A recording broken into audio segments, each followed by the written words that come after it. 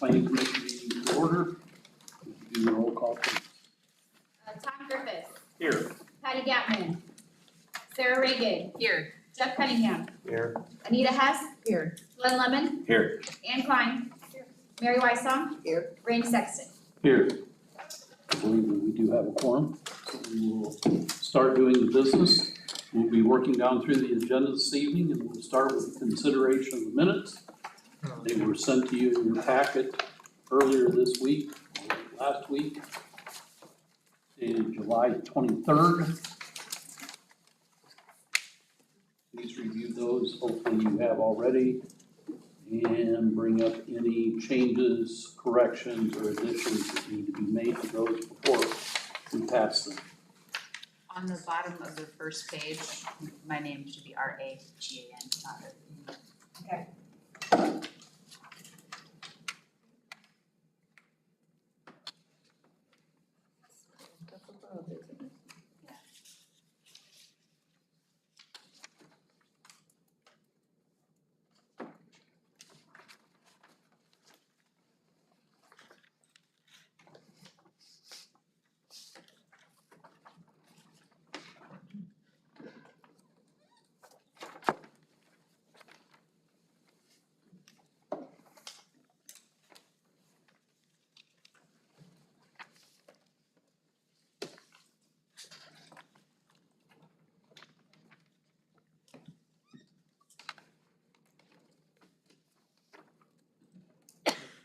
I'll make a motion to approve the minutes from 3rd, 2025. Second. I assume that is with the one correction, correct? Yes. Okay, thank you very much. It's been moved and seconded with one correction to approve the July 23rd, 2025 minutes. All those in favor signify by saying aye. Aye. Opposed, the same. Motion carries. Any unfinished business this evening? Okay. We will from there move right into our new business. Basically, we have two items. I believe the petitioner will probably work to address both the rezoning and the major subdivision this evening at the same time, and then we'll have to go through the appropriate motions on each of those to be able to do that. So at this time, I would call the petitioner to the table, and then if you would provide the information for us. Teresa. I'm sorry, I was trying to find an email regarding this one. This is I think I'd like to start maybe going a little bit backwards. The outline of these parcels was all one parcel at one point. I've got a slide to kind of show that as we go. My screen is not working the way I want it to, so sorry. The green is a 77-acre tract of ground with a 10-acre split to the north, and then I believe the 34-acre was the second split that came off after that, leaving a 35-acre tract to the north. None of those followed through the UDO subdivision process, even though they all would meet the standard to do such. The Esch subdivision did come in and decided to make their property compliant at that time by using a minor, which still leaves two parcels that are considered non-conforming. So, before you today has a major subdivision of 14 acres and the leftover of that tract having 20 acres with a 60-foot and a 94-foot road front. And in doing some research and kind of mulling through all of this, ideally, we need to bring the tracts, preferably both of them, into conformity and then work on the 14 acres. That'll be up to the board to decide how they handle that. As far as what we have submitted, I don't know that, I think most of it I'm gonna kind of leave up to you on how you wanna handle that conversation. So you're saying the whole 77 acres has not been done properly to have this split off of it? The two splits that are there in yellow Yes, are both non-conforming. and then we're trying to split off 14 of a non-conforming, is basically what you're saying. Yes, And then, which would leave that 20-acre tract non-conforming. So in theory, cleaning that up would be something that I think we should at least have a discussion.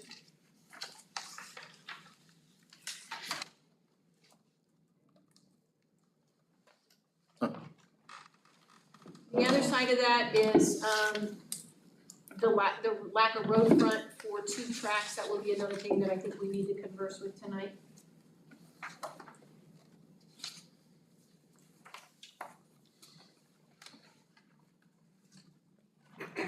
Before we get too far into this, I'm a bit remiss. I should have read the legal, so at this time I'm going to read the legal for both of the situations that we have before us. The first one is a rezoning number 602, BARKMAN, in accordance with the Noble County Unified Development Ordinance, Articles 9.22, requesting a zoning map amendment to rezone 14.00 plus or minus acres from production ag, which is A1, to rural estate, which is RE, to allow for the permitted uses in RE zoning district, specifically Major Subdivision 1295. Real estate is located in Section 8 of Elkhart Township, Quadrant 200, Parcel 008. Common location known as the west and north of 10303, north 400 west, Ligonier, Indiana. Final consideration is by the Noble County Commissioners on Monday, August 25th, 2025, 10:30 a.m. in the morning in this building upstairs. Major Subdivision will follow that, the rezoning. That will be Major Subdivision 1295, also by BARKMAN, in accordance with the Noble County Unified Development Ordinance, Article 9.16 and 9.17, requests a 1-lot major subdivision of 14 plus or minus acres to be known as BARKMAN subdivision, leaving a remainder of 20 acres plus or minus. Requests include waivers from 9.16 D2, small c, D, E, F, G, and H. Provisions for sidewalks, street lighting, 60 feet, lot frontage, opening up to 150 UDO lot width, minimum at 1,873 feet, and leaving the remaining parcel of 94 feet of road frontage in front opening to a minimum lot width at 297 feet from the center line of the road. Property is located in Section 8 of Elkhart Township, Quadrant 200, Parcel 008, common location west and north of 10303, north 400 west, Ligonier, Indiana. So at this point in time, we will ask the petitioner to provide a information concerning the petition that they have requested this evening. You have 20 minutes to provide that information. State your name for the record. Thank you. Scott Ziegler with Hand of the Plow Surveying, representing the BARKMANs on these 2 petitions. So as Teresa said, this was a 80-acre parcel back in the day. There's a home site down in the southeast corner that was cut off. I think it's 3 acres in size, that leaves 77 acres. I believe in 2014, another surveying firm divided that 77 acres into 3 tracts of land. And I don't remember the history of which one sold exactly first. I think they all sold fairly early in 2014, if I remember right. But there was a 10-acre parcel there to the north, and then the 34-acre parcel that BARKMAN's owned, and then the remaining piece there to the north. And back then, I can tell you the process for administrative divisions was not like it is today. It was, a lot of times, it was just go in and show them what you got, and you got a verbal okay. There wasn't the paperwork required. So again, I was not involved with that, so I don't know what that process was like. At that era, I wasn't doing a lot of that work, so we didn't have very many administrative subdivisions come forward. But again, it was typically you just went in there with a drawing, telling what you wanted to do, and then you got the okay for that. So very little paperwork, if any, that we got. Again, not like today, but here nor there. One thing to point out is in that era as well, we were allowed to use 90 feet of frontage at the right of way, and then we could connect down to 30 feet. So you could have a flag parcel that was 90 feet at the road, reduce down to 30 and go back to a flag parcel. So there was a lot of those in that era that were allowed. So if this were divided, or could have been divided at that point in time to 77 acres, you could have had a minor subdivision in there and then 6 or 7 tracts of land that was 10 acres plus that would have that 90 feet of frontage. So it would have been possible in 14, if you wanted to divide that with only one minor subdivision, you could have had 7, 8, maybe 9 parcels of land out of this 77 acres, okay? Now you went to the 150 feet, so that's a lot of the restriction there. I can tell you when my client BARKMAN bought the property, he was assured by the seller that the surveyor that did the work said that he would be able, the BARKMAN's parcel, the 34, could have 2 divisions of it, of land at that point in time. No documentation on that, that's just what Mr. BARKMAN was told, and it was his understanding when he bought the property that he could divide that parcel into 2 building tracts at that point in time. And I think, from my understanding, that the guy to the north as well, that had the, I don't remember what that acreage is, a larger parcel there, again, was told he could have at least two tracts there, which he can now under the 100, because he's got over 300 feet of road frontage. So, we've got 2 different owners here that comment about, you know, do we require the entire 2 parcels to be conforming now? I don't know, I can't force an adjoining landowner to have to do something with this property, but if that's what it takes to get it done, I'll work with my client to see what we can do to try to resolve that. I mean, it would probably be a 2-lot admin subdivision would be my guess there. If he's gonna divide it, he'd divide that remaining parcel there, that 300 and some road frontage into 2 10+ acre tracts of land would be my guess of what he'd wanna do. So Mr. BARKMAN, my client, he's disposing of a number of pieces of property he has in the area, and he's moving ultimately down to Tennessee, I believe, is his plan. But we do have an interested party definitely in the 14-acre parcel. That's the one we're asking for the rezoning tonight. And then we believe that the adjoining farmhouse, that 3-acre tract, would like to buy some additional land behind his. So that's part of the reason why we didn't finalize an administrative subdivision, but our plan was that we could bring in an administrative subdivision for the remaining 20 acres, whether it just be one tract of land or a piece that would be adjoined with that 3 acres that you see in the southeast corner. So he's been working on financing to try to figure out if he can buy 6 to 10 acres of land or something behind that parcel there. So if we would rezone this 14 acres, do the 1-lot minor or 1-lot major plat, and we'd have the 20 acres, it would either be one tract as an admin or an admin tract of 10+ acres, and then a piece that would be combined with adjoining landowner. That would be our intent to proceed with this. Again, as far as the adjoining landowner east to the north there, I can't force them to do anything. I'm willing to work with them if that's what it takes to get this project through. So we're asking for the rezoning on the 14 acres. That tract of land would have a 60-foot driveway. There is, on this 34 acres, there's at least, there's 3 nice building sites. There's 9 different soil types, about 18 feet of elevation change across the property from the highest to the lowest point on the property. There's 2 or 3 ravines in there with intervening hills that would lend themselves to nice building sites with walkout basements. And the 14 acre, that's exactly what that guy wants to do, is put a homestead there at the back. Obviously be an Amish homestead with a house, walkout basement, and barn and pasture, a little bit of hayfield. So in order to get that division, the only way we see fit, we've tried the variance route, that didn't work. We've got 154 feet of road frontage total.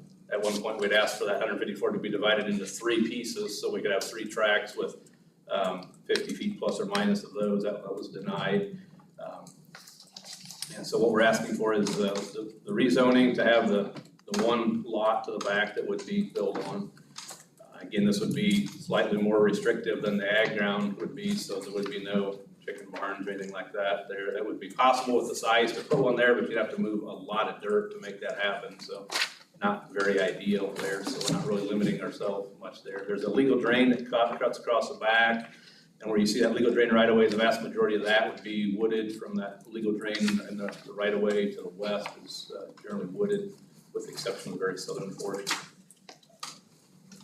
So again, I think it lends itself for a residential parcel back there.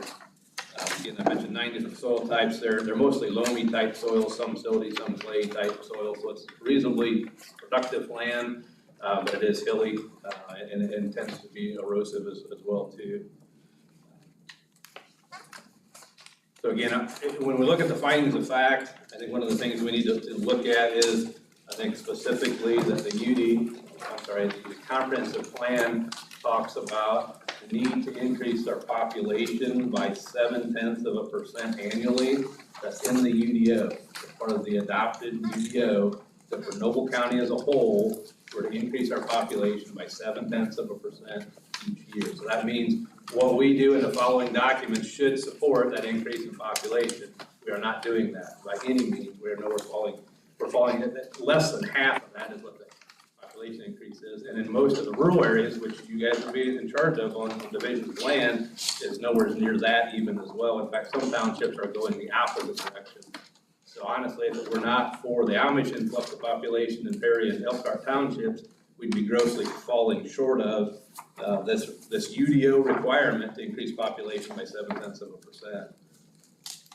So this would be a way to help increase population. Obviously, if we're allowing tracts of land to be divided for building sites. So it does conform with the comprehensive plan in my mind on that issue there specifically.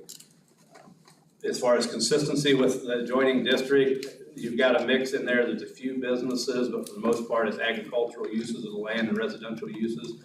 There's a few confined feeding operations, depending on how big you spread your circle from around there. But again, I believe Elkhart Township has the most confined feeding operations, AFOs, CFOs of any township in the county, and the northern half having the most in Elkhart Township. So again, we're in that area of a substantial mixture of agricultural use, heavy agricultural use, confined feeding operations, and residential uses as well. So again, this would be conforming with that intent, or that consisting area there as well. Again, what's the most desirable use? Certainly you can debate that. Is this land best for farming or for residential purposes? The fact of the matter is there's definitely a pressure for more building sites in Perry and Elkhart Township. It's going to be there, whether you set a minimum acreage at 3, 5, 10, 20, whatever, that pressure is going to stay there. So it's just a matter of, there's going to be 10, 15, 20 building sites at least a year new coming in. So how much land is going to be used up for each of those building sites? They're coming, they're going to come, you're not going to stop it. It's just a matter of how are you going to use the land up then? Are you going to allow smaller tracts of land, or are they going to have to buy 10, 20 acre tracts to build on? So again, you're not going to stop that growth coming that way. It's how we're going to manage that growth. Most of those that are wanting those building sites are wanting 3 to 5, 7 acres for the most part. A lot of them don't want building sites larger than that. So by forcing them to have 10 acre building sites or more to do the admin subdivisions, you're just burning up more and more farm ground all the time. So something to consider there with the rules and the way they're being interpreted. So again, responsible growth, again, I would argue that we're trying our best to have responsible growth, but we're limited by the ordinance and what we can do within the ordinance. So in this property here, we can't have another minor subdivision. We have unfortunately, because of road frontage, it wasn't something we created, it was something we bought as is there. So again, are you going to, there's like I say, there's pressure for building sites. There are going to be building sites, whether we're building this one or somewhere else, it's going to be there. And so what are we going to use up in land to get those building sites? But the BZA has allowed a number of 60-foot flag parcels, especially when we're going back a long way to a building site. I think I've had 4 or 5 at least that's been approved, and I know of at least that many other ones in the last couple of years. So that seems to be the relative standard for the BZA in those scenarios there, that they do allow that 60 foot. Anything less than that, we've asked for a few and those have been denied. We have to come back to get the 60 feet. We've asked for a 30 foot at one case, maybe a 40 and a 50 if I remember right. 60 foot seems to be the standard there, so.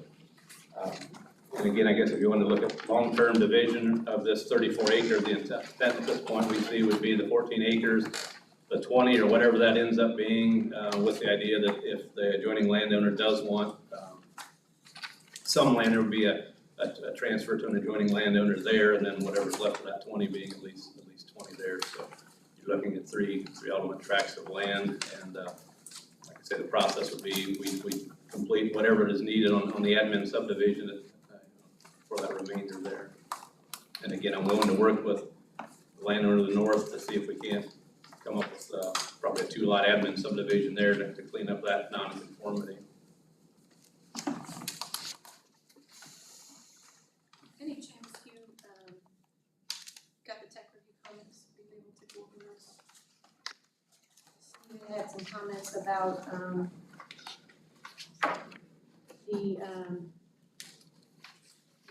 the BARKMAN property deed on the 34 acre tract is not correct because this is the introductory paragraph within the legal on the plat, doesn't reference the current ownership.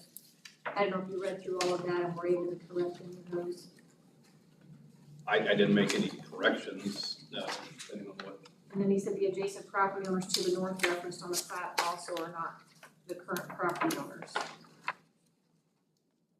And then we have the county highway department, I can read his quote.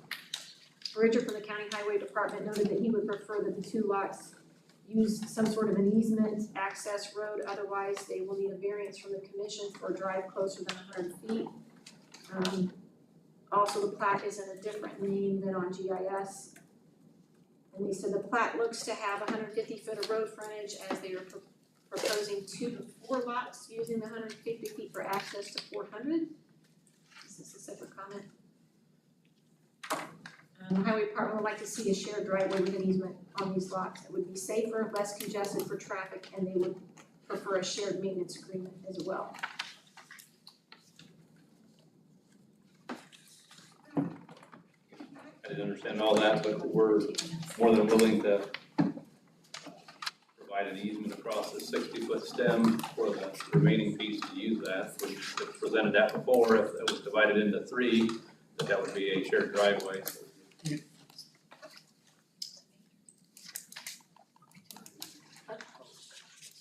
May I ask a question? So, I'm sorry, but we're sitting here and we're kind of confused. When you go to the back of this packet and it has the findings of fact, it says rezoning of Larry D. and Roma Bontrager, which has nothing to do with Yeah, I this, didn't right? change the header on that, so It's the Copy and correct one, paste. they did, yes. didn't change the header on it. Okay. So it should say Marcus. Okay. And then on the back, This page, I thought this was. yeah, I don't understand what this page at the back is. It says last name is Maggart, Ronald Charles, and Stapled in the next page. previous name was Clayton. It's about Steinbarger Lot 6. Steinbarger's Edition Lot 6.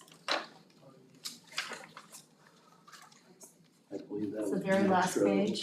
Only this page stapled in. Yeah, I don't know what that is. Okay. What's the last page? Oh, that might just be something that guys. Someone, when they grab stuff out of the copy, they accidentally grab that. Okay, so that's something different. Okay. And then the Bontrager thing, that was, That was my mistake, yeah. okay.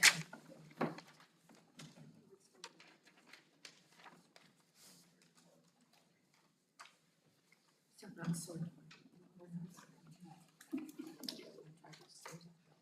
Everett and I were sitting here talking about the road front and making sure that how it's been presented is something that we can both see, and I don't know if Everett wants to clarify. Well, the question was, in order to get a different amount of what's required under Article 2, you have to get variance to do that. Because it's a Article 2 requirement, which is basically non-subdivision requirement for any lot that goes into that's created. And according to what I've been told by the staff, that doesn't meet that requirement. And I would think as presented, I would think the BZA would, especially depending on how the plan commission moves forward tonight, would be somewhat compliant to hear that. Except the BZA kicked it to you guys. They didn't wanna deal with You it. had a different that was parcel, you had different. 3 driveways there on that track. There's 3 driveways and it's never gonna get past question number 3. And we've done this before with a waiver on lot width, so I'm not sure wherever it's coming from on this.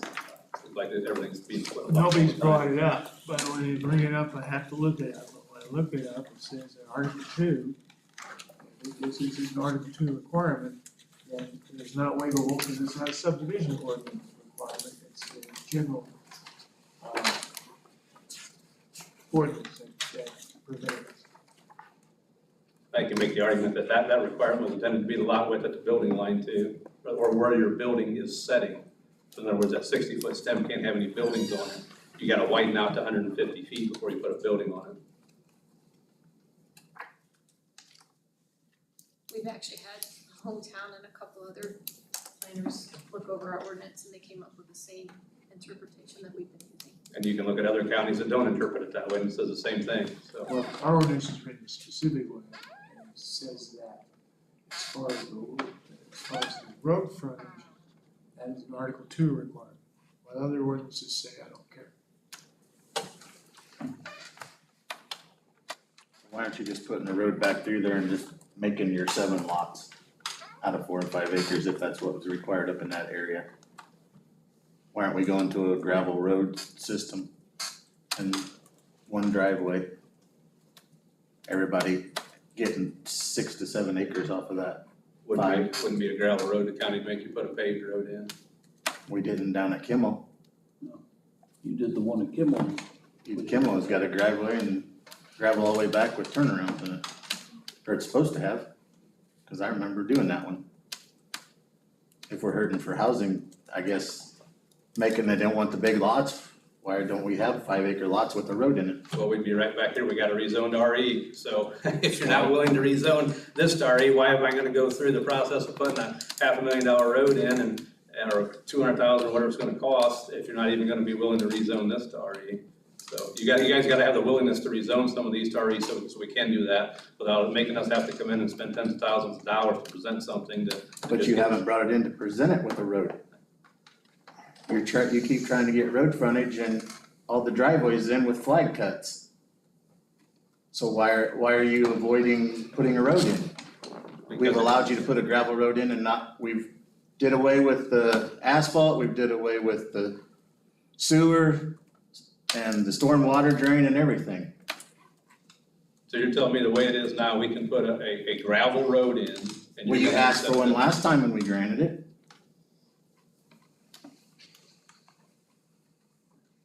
I don't know.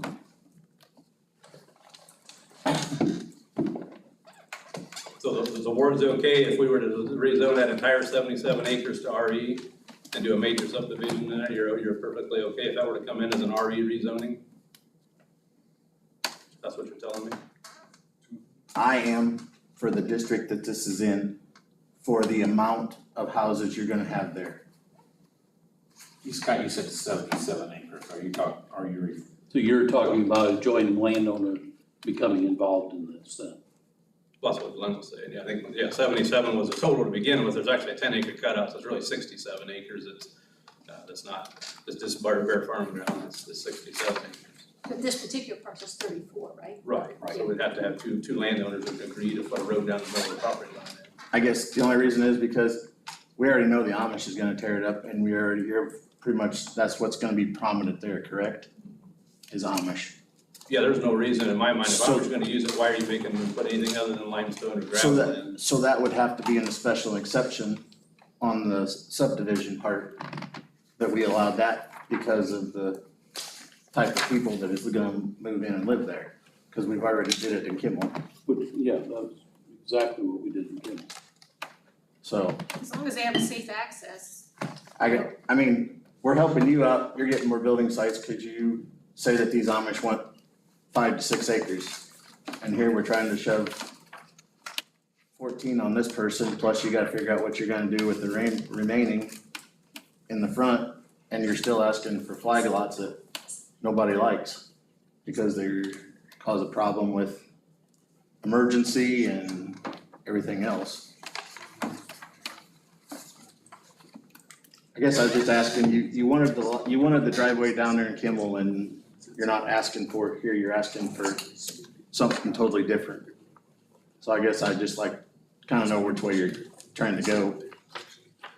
Well, in this case, like I say, we have a buyer that wants to buy the 14 acres and put a home site in the back there. So that's the guarantee I have right now. The rest of it is all 100% speculative. I imagine once you build it, then they'll come to it. Correct. But somebody's gotta shed that money out to begin with. Correct. Probably $250,000, $100,000 bare minimum, that was just stone. So, but again, Is there anything that says it has to be stone, it can't be road gravel, like our gravel roads? As long as it's maintained by the It's maintained. homeowners themselves, it's a private road for the homeowners, it's not. It's a driveway, it's a driveway, it's not a It's a way road, of Correct. getting, it's a public, private driveway. it's I a mean- way of getting emergency vehicles back there. The last time I knew, the one in Kimball is not limestone, it's gravel. So, And I think the county engineer was comfortable with having a third party sign off that it was sufficient for emergency use, and that would be, take it off of everybody's plate. I got a quick question, Teresa. This April 4th of 24, when this was brought to us the last time and we denied it, that was the That was a BZA's. BZA petition, I just kinda wanted you to see what had happened with the BZA, this is a change. this has been in front of us kind of on this same deal and we denied it too. I thought we just talked about it. We might have talked about it, this particular one was what, Mr. Ziegler had brought to the BZA and why it was denied, and I believe, and I don't know if maybe Tom could confirm, I think it was denied basically because there was 3 strips of road front right there, and I think. Well, that was one of the areas where reasons, but I that's a want you to go to, the voting page. Go back And one more. look at number 3, it was, no matter how we like it, it was never gonna get past that question. Sam found a way in his own mind to approve it, but the rest of us still wasn't quite. well, there's also discussion at the BZA, and I don't believe it, Jeff, it ever came to you guys. As far as I know, since BARKMAN's owned it, the only thing we've been involved with was the variance to ask for 150 feet to be divided 3 ways, so each of the 3 parcels would have 50 to 55 feet of road frontage. That was all we had asked for. And yes, and Teresa's correct, we did not like the road frontage the way it was laid out. And basically, when you go to question number 3, if you can't use it for this, what can you use it for? Farm ground. Well, that was the other comment too, that the comment was made that it ought to stay as farm ground. But the fact of the matter is, it's gonna be divided one way or the other. I mean, as it stands right now, worst scenario, we have one house on 34 acres, a piece to the north, gets divided, 2 ways, so we're gonna end up with 3 houses on 67 acres. And that's it, we're done. Then we move on, the next 3 houses, how many acres are they gonna use, 20, 30, 60, 80, whatever, so. But this scenario, I guess, I'm comfortable with the gravel road.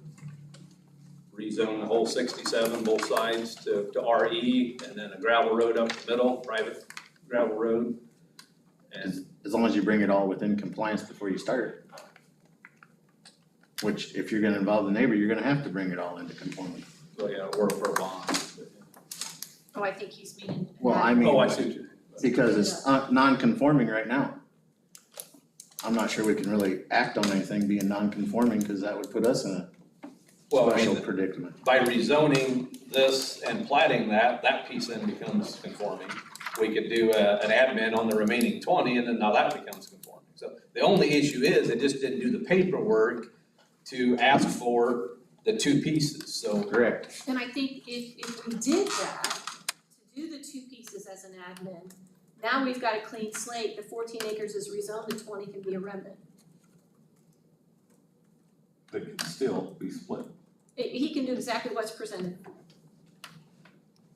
But I think we need to clean that up, because then we're forcing that northern tract to continue to stay non-conforming. And I don't know how they do a large split. If we could do them both at the same time, I think it was the original intention, because it looks to me like they intended to follow the ordinance, especially with that 150-foot strip. They just didn't run that paperwork through, so can we get that cleaned up is my first thought. So was this Walker before? Do you kind of get the impression?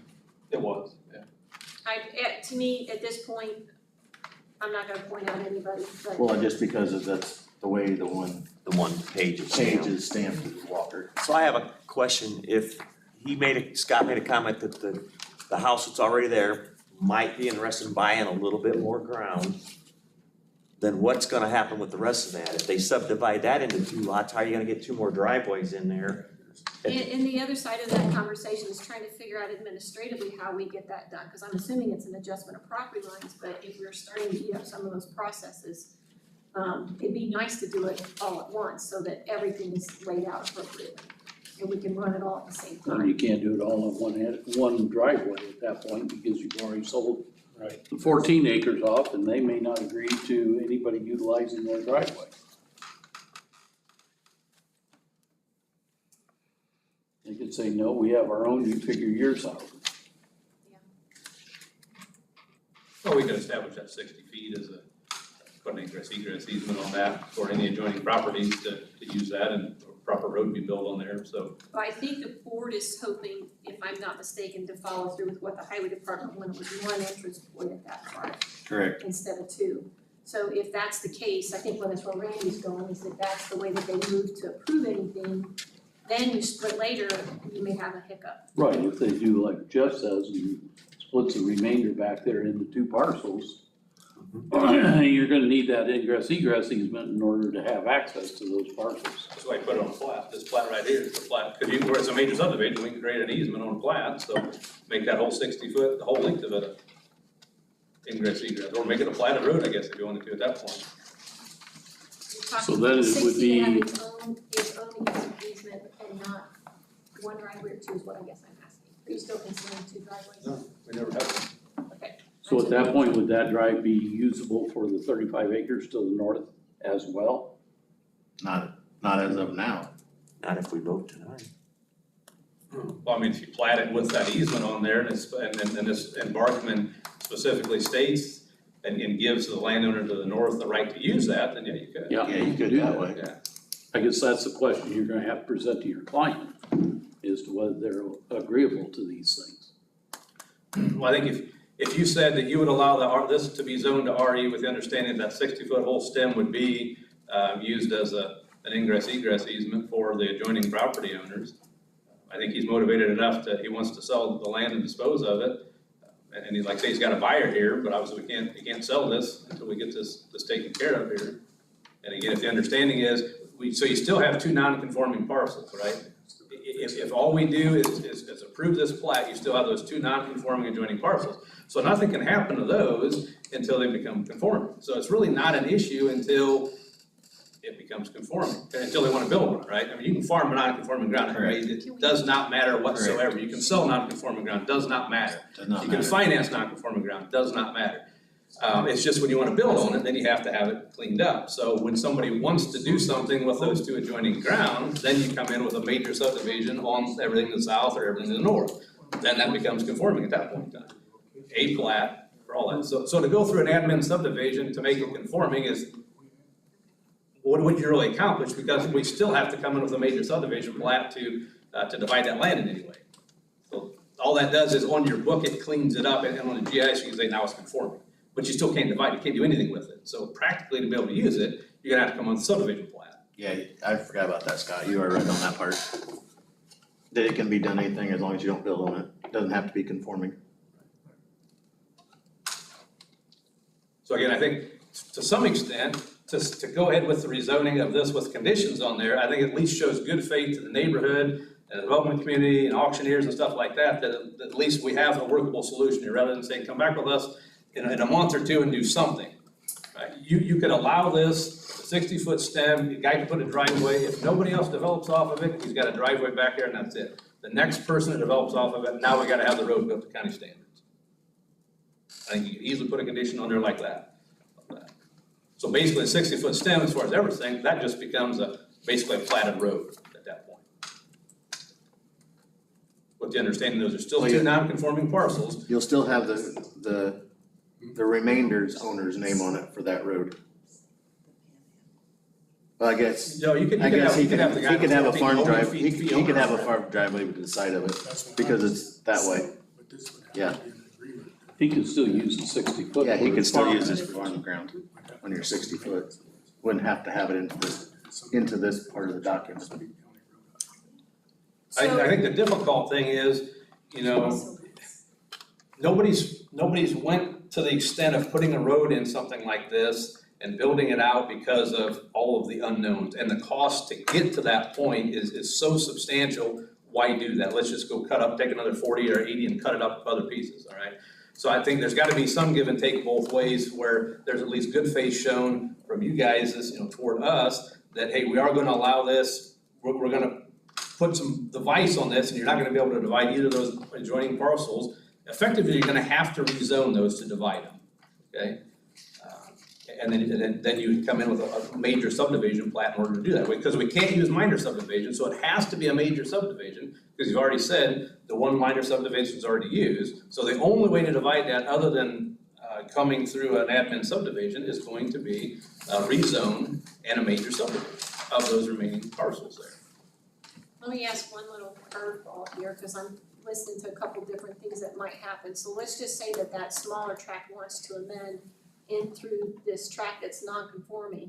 How do we process, let's say it's administratively, it's enough that we can do that, where that area is non-conforming? I don't think you can, I think you're gonna have to have it resurveyed. Well, and I think if that guy had the option, his dad would like to build out there somehow. So the only option he has really right now is to buy that ground, incorporate that in with his as far as some sort of an admin subdivision, and then ask for, through a variance, the right to have a second residential structure on that. A special exception or whatever there. Okay, so if he had a way for his dad to build out there and have his own building site, I think that's more support than for the road, and probably what you would see. I'm not denying that, I'm asking how I have a non-conforming 20 acres of tract of ground, how we come in and modify that. You're talking about the existing house that's already up there. Yeah, the smaller tract, you had mentioned. Down here in the corner. This one down here in the corner. Part of the remaining. I'm asking if we don't amend that non-conforming area, how do we amend that, and how do we process that? What she's basically saying is if we get this all done and 2 months from now, the guy on I think it was 3 acres, says, I wanna buy 3 more acres to go with mine, because that 3 acres is non-conforming, because the 20 is non-conforming, how do you do that? Well, if he wants to join it, then it's an admin subdivision to take that piece of the 20 over with his, put that together, now you've got 3 acres less or whatever that's now non-conforming, and you got 17 acres that's non-conforming. Again, at some point, in order to dispose of that 17, if it isn't just one piece of land for farm use, you're gonna have to come back in for a rezoning and a major subdivision. I mean, I'll file tomorrow to rezone the rest of BARKMAN's to RE, if that helps you any. Would you minimally do the large, like an admin on the remnant? That doesn't help the property to the north, that would clean up that nonconformity, and then you don't have to worry about when they want to modify. If you're gonna let us put a road in through there and not give us a lot of grief on that, we'll rezone the rest of that dang thing and break it into however many reasonable parcels we can put in there. I think you could probably say 2 building sites or maybe 3 at the most. The way the land lays, you can't stack it with 5 more building sites in there because it's too rolling. You're gonna end up with somebody in the gully, right, in the bottom there. So I think there's either, of what's remaining there, that 20 that's left, either 2 or 3 building sites is what's reasonable there based on the lay of the land. You're talking down here on the bottom. Yeah, on the bottom side, right. The north side, that's kind of unlimited because it's just this general sloping land up there. So I think you could have 3-5 acre parcels up there until it's all used up, quite honestly. But on our piece on the south, there's like I said, there's 18 feet of elevation change, but there's 3 main ravines that run through there. So you really only have 3 knolls, 4 maybe at the best, depending on how you actually divide things off there. Again, we're just asking for. The one thing that I would want on there, and I think the board does, is language of some sort that requires the 14 acre and anybody else that divides off joining this, share in whatever way is appropriate, whether it's all equally the same, however you wanna do it, so that everybody shares in the maintenance of that years from now. The 14 acres can't come back and say, hey, I already have mine, I don't need to participate. Everybody participates in the maintenance. That way it does not become a legal problem down the road. I think we can easily do that. I think that would need to be a requirement of subdivision in such a way that, that would be So- transferred on. Might I suggest that we come back to having what Scott may be presenting, you know, and doing all of it at once and seeing that larger rezone. See, that's where I come back to it again, to present all of it at once.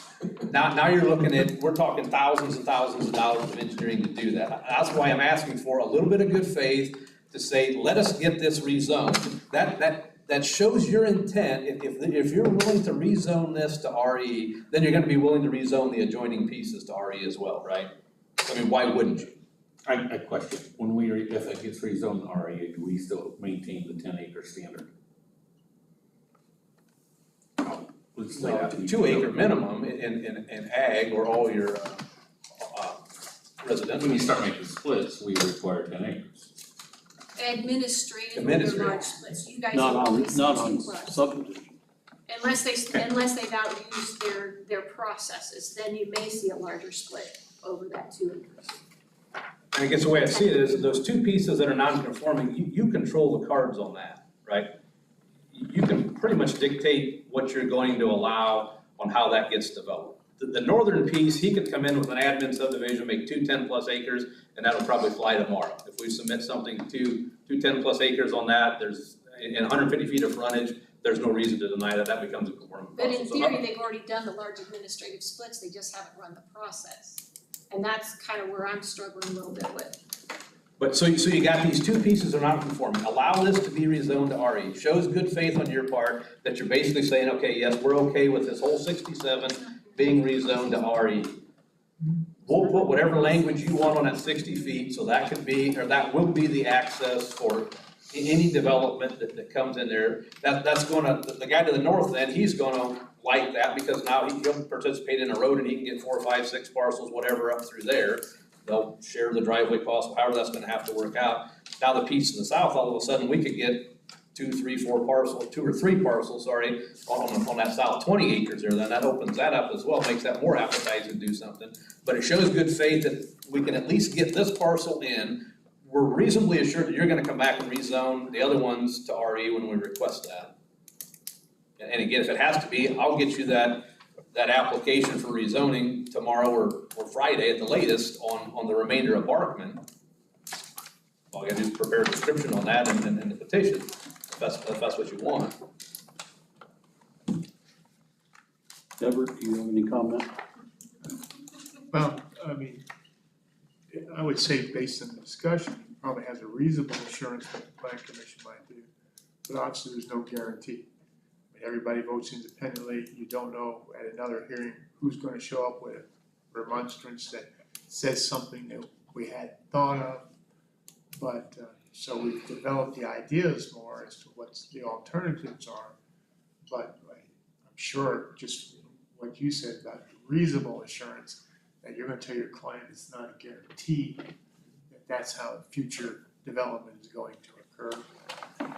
Obviously, you have a decision, you can proceed on your petition the way it is, you don't have to be making any changes other than those that you think your client will accept. And say, we're gonna have a vote on it tonight on that one lot. And you can take from this discussion what you want, as to what you wanna do regarding the future. We know what the consequences are. We have the lots that can't be developed without further action by the planning commission. We're aware of that, assuming there's no changes to the law or the ordinance in the meantime. And if it's any help, maybe we rezone this tonight, but put the subdivision on hold, if that gives you any level of assurance. At least get this rezoned, because then we know it's just a matter of meeting your requirements or whatever to get back there. Then we can develop that road issue a little bit more, get you a document as far as, maintenance agreement, whatever on that. But get the rezoning through, get in front of the commissioners to approve that. And again, I think that shows us good faith that at least you guys are willing to consider this land being rezoned to RE. Without it being rezoned to RE, we could spend tens of thousands of dollars to develop out, bring a plan to you to do that. And you said, no, I really don't like that going to RE, forget it. You have a person that you need to meet on the 14th. No, but we'd like to get that presented to auction. And we'd like to go to auction this fall on that 14 acres sooner rather than later. So if I at least had it rezoned to RE, then I had reasonable assurance that we could get something through, and that would be a 14-acre buildable site. Well, you take it to auction for 14 acres, I thought you got a buyer for the 14 acres. We got a buyer, we're gonna go through auction. Right. So BARKMAN wants to dispose of everything through auction, not private sale. So we know that we at least have a bidder on 14 acres that's willing to pay an amount at auction that is acceptable to Mr. BARKMAN. But again, he wants to dispose of it through auction, not private sale. And he'd like to take everything to auction at one point in time. So we need to know that we can at least sell the 14 reasonably for a building site, and the rest of it, you can buy it for farm ground, there's no guarantee other than that. All right, you're on your own after that point in time there. How many lots do you think you could get out of what was left of it, Scott? Which is about 2 or 3. 20. I think there's 2 definite building sites on that 20 and at most a third one. I would be hesitant without a lot of dirt moving to have more than 3 building sites on that 20 just because of the way the land lays. So there's 18 feet of elevation change. Is that counting the 20 or counting the 14? Yeah, no, the 14 No. plus 3. So we'd have a maximum of 4 on that 34. Right.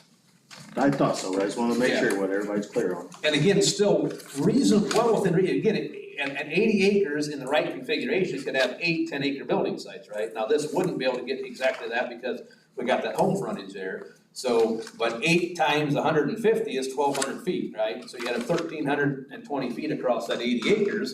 So without that home site there, you could have 8 10-acre parcels there. So you could have 8 home sites.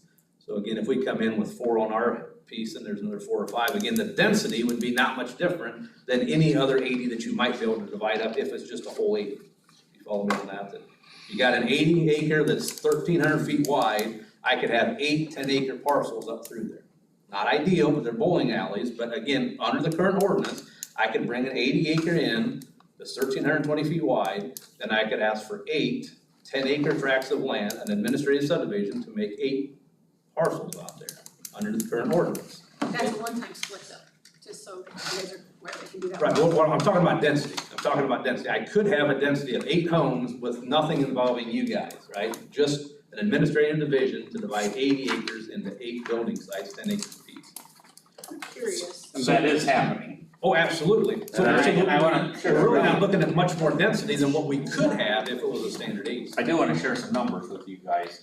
Scott we need to grow up by 0.7% per year. That's basically 125 homes. And I took it over a 40-year lifespan. If you do 125 homes times 10 acres over 40 years, that's 50,000 acres. On the other hand, if you do 125 homes at 2.5 acres times 40 years, that's 12,500. Yeah. And realize that 7/10 over 1,700 acres total. That 7/10 was intended to be a mixture of rural estates, apartments, duplexes, not all rural homeowners, right? But that 7/10 was envisioned to be across the entire county and a multitude of different types of home sites, not And the all. biggest share of those being in or near the incorporated areas. Maybe not. The ordinance doesn't say that, it just says 10% or 7/10%. But in theory, it could be over 10 acres. Yeah, right. Hannah, I think you had a question. I was just curious, I know that you already, they have a buyer for the 14. Is that the best split to maximize the number of houses on that parcel? Is that a pretty good place to split that? Yeah, it is. That originally we were looking at a 10-acre parcel back there, but it almost took that east line of the 10 acres right through the hill. The ideal site, so. So it's not taking away another potential building site? I don't think so, no. There's a ditch you'd have to cross. There is a little bit higher in the woods in the very northeast corner, but you'd have to cross the ditch and it's not ideal to get back there. So again, the 34 acres, in my mind, 4 nice homesteads, if you will, back there. That's aside from just leveling the whole thing and putting a subdivision in, which nobody's gonna pay the money to do that out there anyway, so. Again, we're not trying to maximize, get the absolute most homes we could have out there, but 4 reasonable building sites on that 34. The northern one, again, I haven't looked at it closely, but I would say 5 or 6, you could probably get there reasonably. And not feel pinched and still have reasonable amount of land to Clarify, and the 4 includes the house that's already there? No, it'd be the 14, the house, and then 3 more in that 20, max. Because of the nonconformity, I got a question. Can we put a condition on this that there is no further splitting of that 20 acres until it's rezoned and a plan is put together for the entire 20 acres? Technically speaking, the other acreage is not before the board for houses. It's just this 14 acres, it's not the other 20. We can offer that up. We would give you that we would agree that we would not further divide that 20 acres until it goes through some sort of a process for you guys, rezoning, Otherwise they subdivision, can't, whatever. because it has to have a process, and the process, just like, They can offer it though. We can't require it, but they can offer it. We would voluntarily accept that as a condition. I mean, you might decide that you can't have this division of land if there's not an appropriate plan by someone who is a common owner with the remaining land that's there, because it would exacerbate the non-conforming situation. You could also make the argument this is mitigating the non-conforming situation, but you have those 2 alternatives.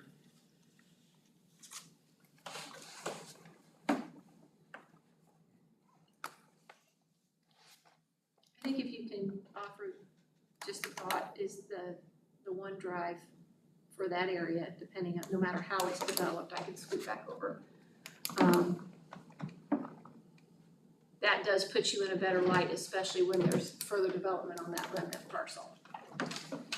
That 20 acres that's left over. And we can definitely offer that. We'll agree to any further divisions of that 20 would use that 60-foot strip for access. So the entire 34 would be accessing the road by that. Is it an option to have that 20 acres noted on the plat as non-conforming until further process? Is that even a possibility? it has to. Or is it just something we know internally? Well, it's something, I mean, it's not noticed, so, people who are in the area may have an objection to that area being developed. In reality, I doubt it, but I mean, there is that theoretical possibility, so. And that's not something that can be guaranteed. I guess, am I I asking think if you make the, if the 20 is a non-conforming remnant?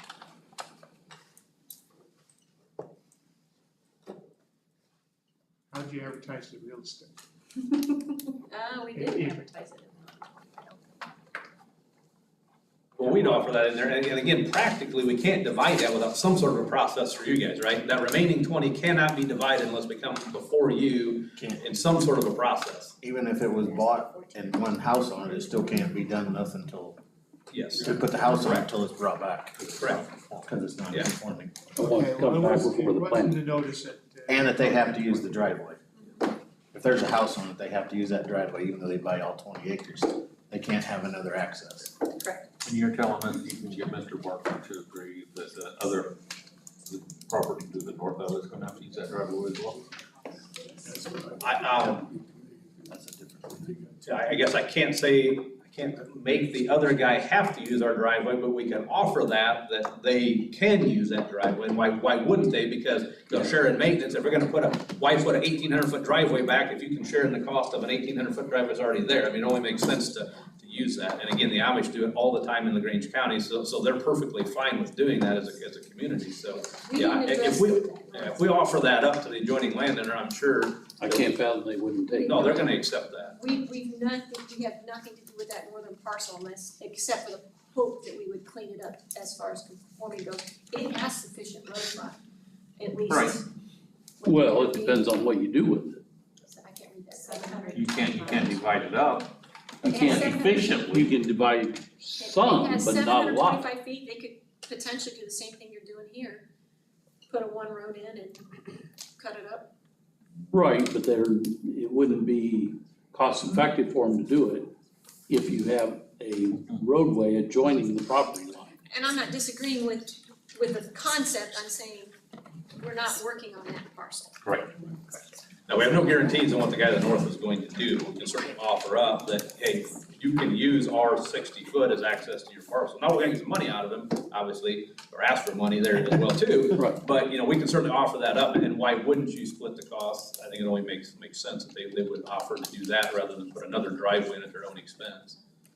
Hey Scott, got a simple question. So if we get 3 or 4 owners in here, who makes the decision on, I mean, this is completely off the wall, but who makes, how do they come up with the decision?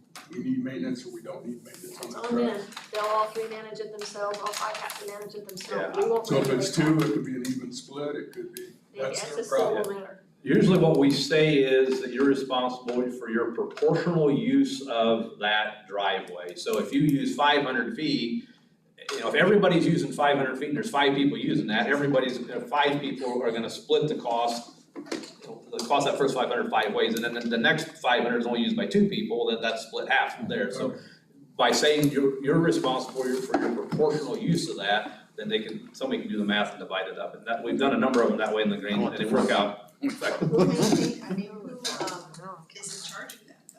That's the thing with the Amish, one of them will just go out there and maintain it. If somebody thinks we need some stone on there, they'll talk to each other and they'll get stone on there. They'll And I do it can- themselves. I can take you to dozens of driveways in the Grange County that are used by 3 or 4 people, and they're nicer than any gravel road you'll find in any county, anywhere in Indiana. I mean, they're maintained, they're graded, there's no potholes, they're stone added when need be, they just happen to do it. There's no guarantee that it's going to be on. No, there is no guarantee. So I guess in the wording, I don't know how, you can have a document that's 50 pages thick, and that doesn't mean it's gonna get adhered to, so all we can do is present something that says you're responsible for maintaining. It's a civil issue between the two if somebody refuses to pay. And I suppose we could have wording in there that, I don't know, if at least one person requests it, then. I was just curious, In this area, it's pretty much 100% Amish in this area anyway. If it wouldn't be Amish, I don't think I would offer up having a gravel road. They could spring for putting in, And they'll take care of it. And the history is, it's just because of the area. once that general area goes Amish, once that 67 acres is broke up into Amish, it's very, very unlikely it comes out of Amish control. Never. It's very rare that an English guy comes in and buys an Amish house. I mean, it happens, I've only right? seen it Dr. once. Crite bought an Amish house, right? Now it's back to Amish again, right? So it happens, but it's pretty darn rare that it does happen. Less than 0.5%. Are there comment cards? Yes, You ready for comment cards? yes. Josh Yoder, Joanne Yoder, no comment, Edna Hershey, I think, no rezoning, let it be the way it is. And Larry Ash and Dora Ash, no comment. What was the second one? Let it be the way it is what I think, you're welcome to. What was the name of it? Where are they located? I think it was not, That's what it says. If you want it rezoned, then you're gonna want that driveway. That was You're for the gonna know what that subdivision. driveway's gonna have to be in that part. Well, my I mean, thought nobody's is, gonna buy it until they know the deal on the driveway. well, my thought is that until there's more than one person using it, if there's only one person using it, he just puts a driveway in. When the second person comes in and wants to build a building, then we have to meet whatever the standards are. But at that point, we have to have another subdivision plan before the second Right, person right, builds but I it. mean, So, if the buyer's in there, then he needs to know, if he's gonna buy that 14, there it is. You may have somebody else using that driveway. right, yeah, we'll fully disclose that at August. Okay. That's part of the reason why we. I mean, but that'd have to be in the motion, that's all. For the I do rezoning, have, Tom I do Griffiths. have other comment Oh, you do cards. have comment? These, Further? those are for the subdivision, this was for the rezoning, oh no, this is for the subdivision, sorry. Also from Edward and Edna Hochstetler, no subdivision, no enough space to close together no front road. And then Dora Esch and Larry Esch, no comment. You have an address on the top? Yes. Could you tell me that person, you have an address of 500 West, why did they get a card? That's just their mailing address. They might have a parcel. in that. Is it the parcel to the north that we're talking about? Cause you said that was that's an Esch. Okay. Can I see this first? The other two? Did you want the other two from them? Sure. Tom, you did the visit for the rezoning, do you have any comments? No, it's pretty much what Scott says, and I didn't think it was as bad as what he says, as far as always and everything, but the picture was pretty self-explanatory. Get you in that one. Okay, as we're kind of blending these two together on the major subdivision, Glenn, you had the site visit, you have an opportunity to get out there. Yeah, I went and looked at it, it's like Tom said, it's flatter than it's pretty much just like it looks. The cornfield's the one we're actually talking about. Yes. This hayfield, None of these guys can- yeah, it looks, with the corn on it, it's a little hard to see towards the back of it. Everyone's gonna be there. Just up here at the front, there's Hold on, hang on, I'll get you there. that house that right there, that is pretty close, cause this is the railroad tie of the one we're not talking about to the north. And that house is pretty close, that's why I suggest the one road back. And that's the 3-acre house? That's the 3-acre house front that's non-conforming. This is on the west side of the road. And that As far corner as road frontage to see, the distance is good because it's pretty flat, both directions. And like we all said, there's already a driveway over here and there's one over there, now we're adding one in the middle. And across the road, it seems like there's another house across the There road. is, That's, would be close to this driveway here, I think, probably. if I remember, close. Okay, since we don't have anybody here for rebuttal, we then wouldn't have any interest to carry it on any further. So at this point in time, we close the public hearing. Is there any discussion by board members? We will handle the rezoning first. After that, the major subdivision. Remember, on the rezoning, you can send it to the commissioners with an unfavorable, a favorable, or no comment at all. Motion, then we'll go through the finding of facts. I move to send rezoning 602 as a favorable recommendation. I'll second that. It's been moved and seconded for a favorable recommendation for rezoning 602. Would you like to go through the findings, please? Any further comment? Is that with any commitments as far as the driveway? Or do we not need those at this point? If you're gonna have them, this is where you gotta put them on. Or you Not can on do the it on the, you can do it on the subdivision. You do it on the subdivision, don't you? On the subdivision. Yes, okay. Sorry. Okay, all right. Ready for the Yes. findings, I'm sorry. Zoning map amendment certification for Lucas Barkman and care of Hammond Plow Survey. Rezoning number 602, the physical location is west and north of 10303 North under west. The current zoning district is A1 with the proposed zoning district of RE. The Noble County Plan Commission, having conducted a public hearing for the petition as described, and considering the following factors, does now certify the following amendment to the zoning map for Noble County. The motion is for a favorable recommendation. Yes. Thank you. Number one, your answer will be agree or disagree to a favorable recommendation. Number one, the Noble County Comprehensive Plan. Tom Griffiths, Agree. Anita Hess, Agree.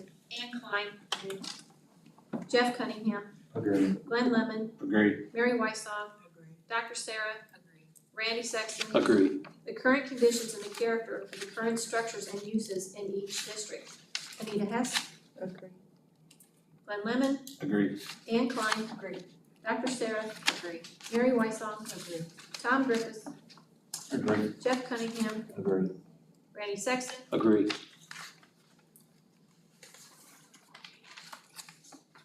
The most desirable use for which the land in each district is adapted. Dr. Sarah, Agreed.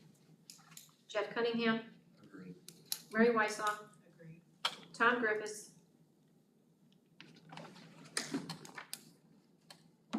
Disagree. Anita Hess, Agree. Glenn Lemon, Agreed. Ann Klein,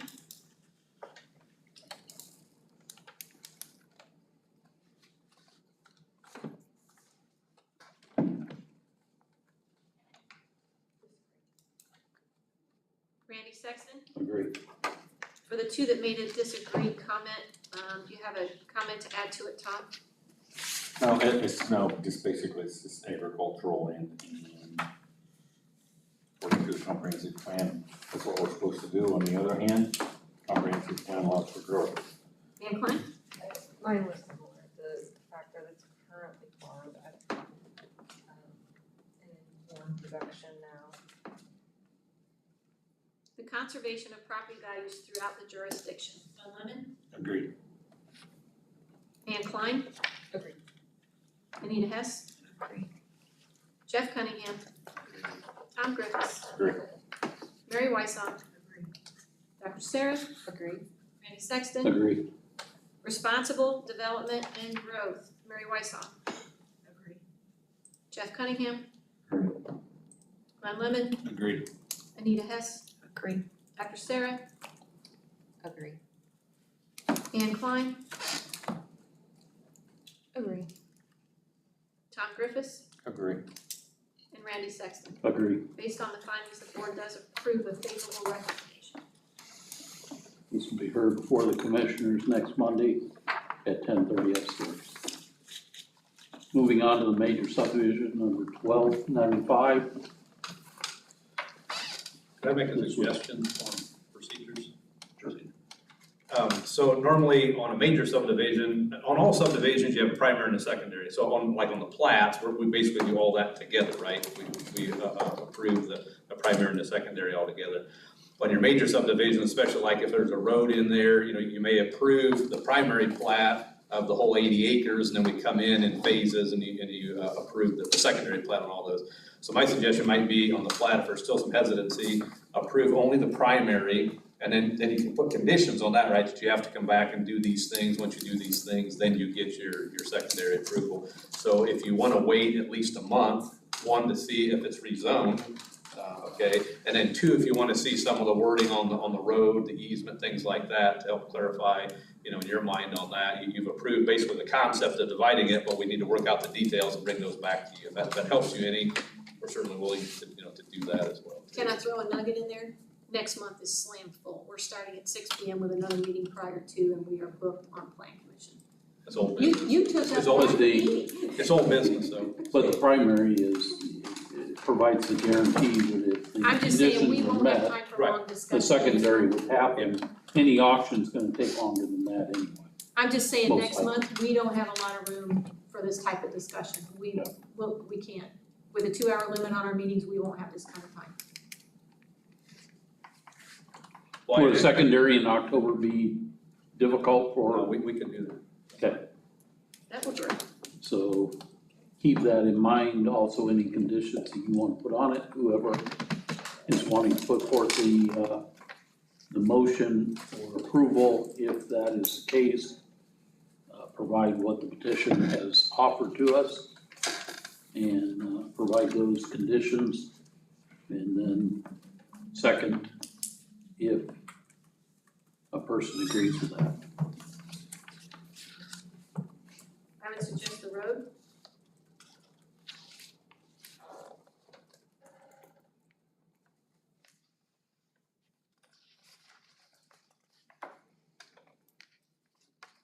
I guess I'll try. Major subdivision 1295 for approval with a road for any adjacent lots being sold off to it. And has to be 60 foot.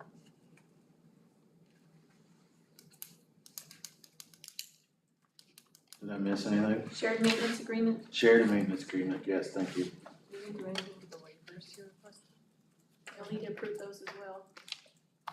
So, You can approve them as submitted. approve all the waivers, it's been C, was it two D2, C, D, E, F, G, and H. Would each parcel also have to have a easement agreement just for access? They're gonna have to join it when they get divided out. We don't know what the parcels are. We don't even know if it's gonna be existing. That's a surveyor problem. Well, I think, It becomes a public way. Right. So they wouldn't have individual easements. Okay, They would join Join that it. public way. okay, It would just be privately maintained. okay. And through the maintenance agreement, then that is an internal issue. I So think I heard in your. Basically, I'm requiring them to have a 60-foot roadway now, correct? 60-foot width, 60-foot right away. width. I did hear in your motion that the adjoiner to the north is to be provided access onto this, didn't I? Yes. Yes. Thought I heard that. I'm gonna Yes. repeat these if you don't mind. Only The if road needs to be 60 feet. the driveway, The right of way. the right of way, Right of sorry, not the Yeah, road, the the right right of But you way. haven't been saying wide, you've only been just saying 60 foot. So I Correct. thought maybe we needed to say that, right? 60-foot wide. See if I have it. The right of way. The conditions are with a 60-foot road for all adjacent lots, Right of way. right of way. So a 60-foot right of way for any adjacent lot being sold width, off with a 60. shared maintenance agreement. The waivers are approved as submitted, and the adjoiner to the north will also be allowed access via that right of way. Yes. Did I hear you say something on maintenance agreement? Yes, Okay. Now, that is a right of way. Do we want to require the road to be a certain width for emergency vehicles? That was my I next think we have question. standards on that, don't we? I thought the way it was, the highway engineer said, on a privately maintained road, you have to have an engineer submit something that feels it meets the requirements, then he would sign off and say, if an engineer is taking that responsibility or liability of saying that this road meets the requirements for safety and so let's whatever else. How- add that 60-foot right of way would be signed off by a certified third-party Engineer. engineer. How wide was the driveway in Kimmel? Was it 60 foot, was that adequate? Oh, the right of way? Oh, the right of way. Yeah, the right of way was 60. Yeah, sure But they were that. talking road. I'm just wanna make sure that the 60-foot right of way is gonna be enough to get the road in, plus extra on the edges if, I'm just thinking in the future, if the county would ever wanna take the road over, to make sure that the right of way would be wide enough. Most of them in the past have been 50. Okay. And if you look at the older thoroughfare plan, other than gravel roads, which were allowed at 50, it envisioned the paved roads having 60 feet of right of way throughout the county unless it was a major collector or something. So Okay. that's- And if the county takes it over, it's gonna have to be asphalt before there. And there's, as long as Yes and 60, as long as 60 foot is still adequate to get. We're taking over roads right now that are gravel. I'm still processing this, signed by a certified engineer that needs to meet, county highway standards. Yes. Okay, That's for the road when it's installed. yes. And this is all the same argument we had in Kimmel, correct? Did I hear a second on that? I don't. No, you did No, not. we're I don't know if we should Still- read it. Yeah. Still trying to I think it needs to be reread. Yeah, reread that for us, and I'll second it then. You want it reread? Yeah, since you've been adding stuff to it. Let me try, and Sarah's gonna correct me if I'm wrong. She likes it. The conditional of a 60-foot roads, or right of way. Right away. Certified by a third-party engineer to meet the county highway standards for any adjacent lots being sold off with including a shared maintenance agreement, waivers as submitted. It's just saying if he wants to use it, it's there. It's just saying if he wants to use it, it's there. Okay, then I'll second your motion. Not my motion. Get all that down, Sarah. We got it, we got it, we got it. Okay. Okay, it's been moved and seconded. Is there any further discussion? As the evening is getting late, I will ask all those in favor signify by saying aye. Was this contingent on the rezone? Opposed, the same. This is on the, Is this contingent on the rezone? Conditional. Well, it doesn't really matter because it's primary. If the rezoning doesn't go through, we come back to the secondary. If it hadn't been rezoned, then you're gonna deny the secondary. No, we can, that's common practice that we would say it's conditional upon. I'm gonna go back through that motion just because I'm not sure that everybody was paying attention. All those in favor of primary plat approval as motioned by Glenn Lemon and seconded by Jeff, signify by saying aye. Aye. Opposed, the same. Motion carries. That is obviously conditioned on rezoning next Monday. Okay, moving on. Major Thank you subdivision for your findings time. of fact for Lucas Barkman, care of Hannah Plow with Scott Ziegler, subdivisions 1295, physical address is west and north of 10303 North 400 West in Ligonier. And the Noble County Planning Commission, having heard the application for the major subdivision described, and all testimonies from parties claiming to be adversely affected by the proposed subdivision, now enters the following findings as required by the Unified Development Ordinance and Indiana Code. This is for, if you disapprove, offer a comment. Number one, the subdivision of land is consistent with the Noble County Comprehensive Plan. Mary Wysong, Agree? agree or disagree, I'm sorry. Agree. Jeff Cunningham, Agree. Tom Griffiths, Agree. Glenn Lemon, Agree. Ann Klein, Agree. Anita Hess, Agree. Dr. Sarah Reagan, agree. Randy Sexton. Agree. The subdivision of land satisfies the development requirements of Article 6 subdivision types. Jeff Cunningham, Agree. Tom Griffiths, Agree. Dr. Sarah, Agree. Anita Hess, Agree. Ann Klein, Mary Wysong, Glenn Lemon, Agree. Randy Sexton. Agree. The subdivision satisfies the standards of Article 7, which are the design standards. Glenn Lemon, Agree. Anita Hess, Agree. Mary Wysong, Jeff Cunningham, Agree. Dr. Sarah, Agree. Ann Klein, Tom Griffiths, Agree. Randy Sexton. Agree. The subdivision of land satisfies any other applicable provision of the Unified Development Ordinance. Mary Wysong, Ann Klein, Anita Hess, Agree. Glenn Lemon, Agree. Tom Griffiths, Agree. Jeff Cunningham, Agree. Dr. Sarah, Agree. Randy Sexton. Agree. The subdivision of land satisfies the construction requirements of any applicable Noble County construction standards. Glenn Lemon, Agree. Ann Klein, Anita Hess, Agree. Jeff Cunningham, Agree. Tom Griffiths, Agree. Mary Wysong, Dr. Sarah Reagan, Agree. Randy Sexton. Agree. Based on findings, the board does approve a primary plat approval tonight. Thank you for your time. Okay.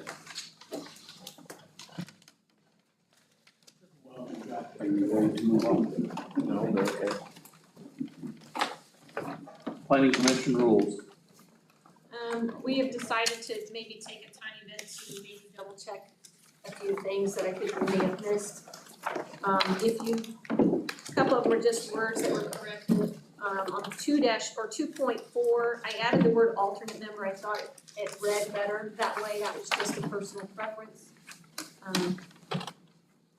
If the main changes are gonna come to you on 4, 10, and 11. It starts on 10 at the bottom, 4.6.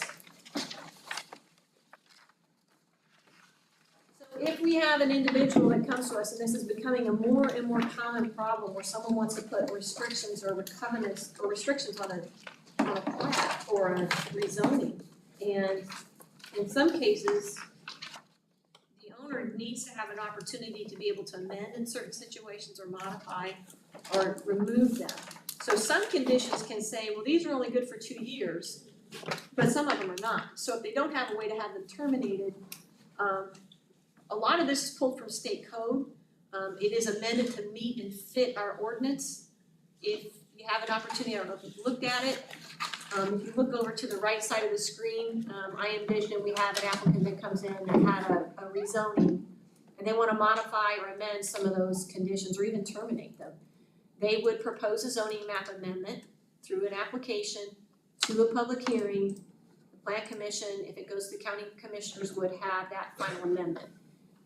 Everett might clarify if I'm correct on this, if the planning commission made the conditions and the commissioners don't increase or lessen those conditions, we do not have to take it to the county commissioners, but if the commissioners have added to the conditions, it has to go back to them, or either way, it goes back to them.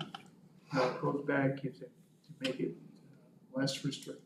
If it makes it less restrictive, it goes back to the commissioner, so in this case, it would, in most cases that we're gonna see those for it. These zoning, these conditions, one thing I wanna point out, are enforced by this department.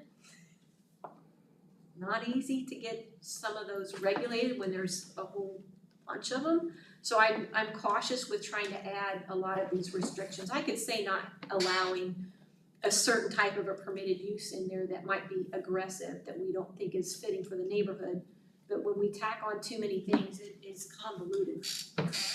So this is an avenue for an applicant that could come in the future if they wanted to have an amendment. Can you give me an example? An example, let's say that you wanted to do a commercial horse staging. And you were only allowed to have 2 horses. And they've been there for 5 years, they've not had any issues, they're seeing more of a demand, they could come back in and say, I wanna amend that section of that condition to allow me to have up to 20 horses. Or I wanna terminate this, I've been shown that I can show good faith, my neighbors are comfortable with me bringing more in, we wanna terminate those conditions.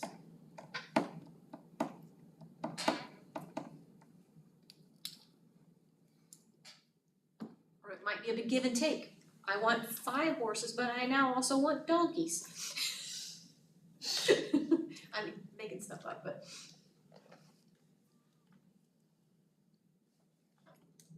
So let's take tonight's as an example. We put conditions on it, so you're saying that sort of thing? No, we didn't put a condition on the rezoning. If the rezoning had a condition that it could only have a barn on it and no residential structure on it, that might be something that they could come back in the future and say, we wanna change that. I think this is gonna pertain more to some of these more aggressive rezonings. Let's use one that we had most recently. So this isn't for subdivision, it says for approval of a subdivision or? Yeah, I don't know if we had subdivisions that have any conditions that are, It wouldn't be necessarily applicable to subdivisions. Okay. I left it in there thinking there's a possibility that we could do that, cause we can put conditions on subdivisions. No further subdividing or something along that line, maybe they could come back later and have that redacted. But it would still go through that same process, they would come to a public hearing and ask you, the neighbors would be notified that they're coming in to ask for those restrictions to be eliminated. There's times we've had rezonings on certain establishments and this and that, and we put conditions and those don't work out quite as well as what we expected. Maybe it restricted an owner more than they anticipated. There was a reason, justification. Like she said, the landowner's been in the neighborhood long enough that people become familiar and comfortable with them, various different things. Allows an opportunity to come in and have those altered through a public hearing. And then ultimately, the commissioners on a rezoning, it would go back.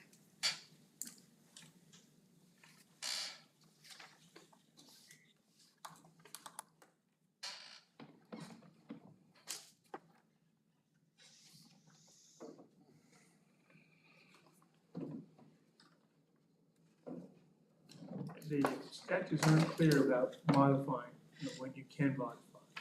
Like if you don't have rules, I don't think it's possible to modify. The way they've written the statute. They don't have a procedure, the only procedure they said is the Plan Commissioner Board of Zoning Appeals may adopt the rules governing the creation, form, effectiveness, and then they had the word modification, termination of commitments. That's the only place that. The state code allows us the opportunity to modify. This allows us more flexibility. So it's not a perfect rule, but it's what we have. I mean, right now, if somebody wanted to modify something, we have to tell them you can't.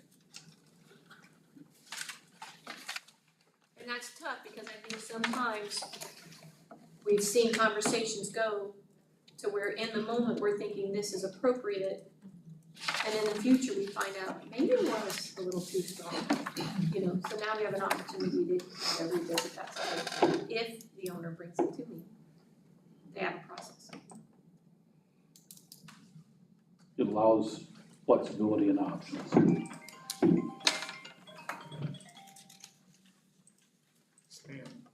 Is everybody clear with the red version? Is it making sense?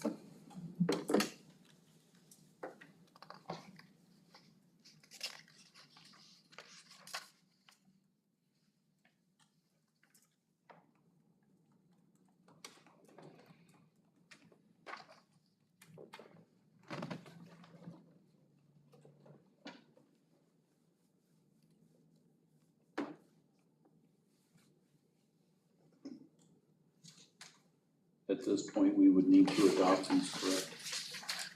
We've taken the public hearing next meeting. Anything else in here? We could do it in October, we're gonna have to move this one to October, I'm sorry, but yes, if you move to go forward, we'll do it as unfinished business in October. It'll be a public hearing, yeah. We'll put it on October, and go forward. We need a vote on that, or is it just? We need a motion to move this on to I move to move this to October meeting for public hearing. I'll second. Been moved and seconded to move this to the October meeting, which if correct is the 16th for a public hearing at that evening. I think it's a 17th. All those in favor signify by saying aye. Aye. Opposed, the same. It's a 17th, 17th? yes. Oh, I'm not on here. That's I okay. wonder how that happened. You Wow, wanna make I'd all be of speed us ahead. younger, we're happy with that. Just trying to be a year younger, aren't you? Actually, the 15th. 17th. It's October 17th, what year are you on now? I said 15. It's not, or You tell me. I'm looking at September, October is the 15th. I have no idea. The first time I was on 24, this time I'm on 25, this Yeah, it says is, 15. it says 25, the third Wednesday is the 15th. Yes. October 25, Wednesday 15th. That's the third Wednesday, on his phone. Not mine. Mine too. But these keep changing, believe me. iPhones have been making a lot of unusual changes lately. We have a lot of Moving on addresses. to member reports. So there's a lot going with addresses, if you don't mind. Ash is a new home, Lee renovated, and it's a delete and change of an address for Lee. Those are in our jurisdiction. Rome City has the fire chief in that township had requested the cemeteries have addresses, so he went to GIS. Well, I kind of put it back into Sarah's lap, that's our department. Rome City had asked for us to do those for them and to approve them for her, and we'll have her send out the mailings. So these are cemetery addresses that Sarah had found. There was an incorrect address, we believe, on the Cosperville Church. And, but the address that they had is working correctly, so we're good. So the address that they You got had, Cosperville Cemetery. Oh, God, yeah. the address that they were using was Church not was what was originally approved. But what they were using is better than what we originally approved. So we're redacting that one and actually formally approving the one they're using, so they won't even need to be notified, really. They were using the correct, systematically correct address, but the one we issued was one number wrong. different and it was not systematically correct. So we're gonna take that one off and formally approve the one that they have. We got another page of these. So you're taking the change off and you're gonna put the deleted one back on. The delete one is going away, the change one is what they have been using, but I'm not sure where it came from because our records and But it works better than what we originally adopted. that. 8562 or 52, whatever that says. 52 is what we had on record. Okay, but the front door is not on 250 west of the church. I know, Yeah, that's the one that. they've been using that address for years, it's off the side, there's also a side door, correct? Yeah. Actually, the side point is dead center on the two property lines. Okay. If they're not having issues, I don't wanna cause any more hiccups for them. And we're not, they're using what will be hopefully approved tonight as a correct address, we're deleting basically the address that they were assigned. That they Okay. never used. If we had discussed this, and I'm gonna throw out a couple of comments, I think it's a great idea to have addresses on cemeteries. Two things, one, I think we need to encourage them to post that Okay, near the entrance. Okay. So that if, don't wanna say it inappropriately, a lot of elderly people, for obvious reason, goes, well, if to there's a problem, cemeteries. someone can get there, yeah. somebody could have a heart attack, anything of that sort.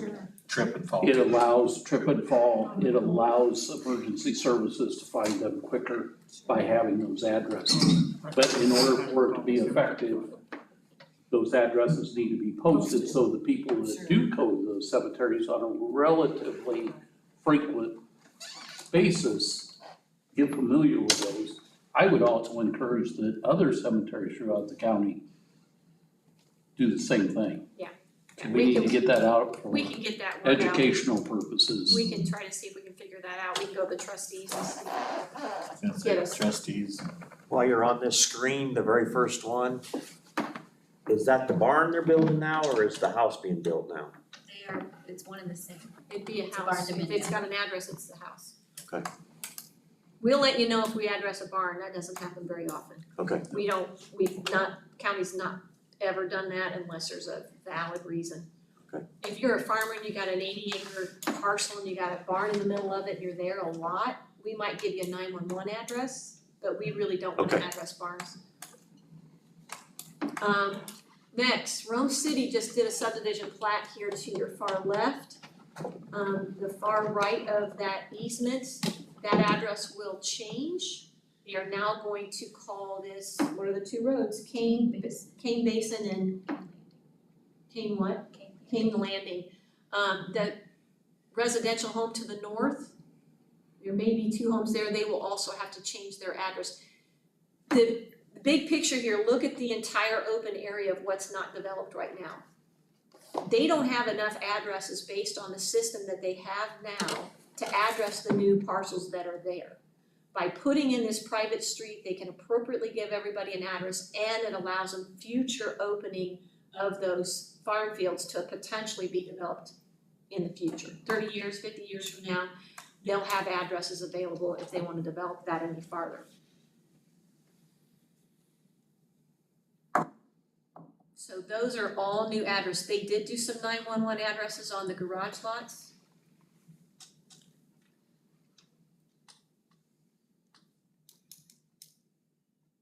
If we approve these tonight, we will print up our letter notification, but I'll run those out to Lee tomorrow. And she'll mail them out from Rome City so that the homeowners are seeing it's actually coming from their town. Any others? I think that's it on the addresses. Okay. Any questions on especially the last group?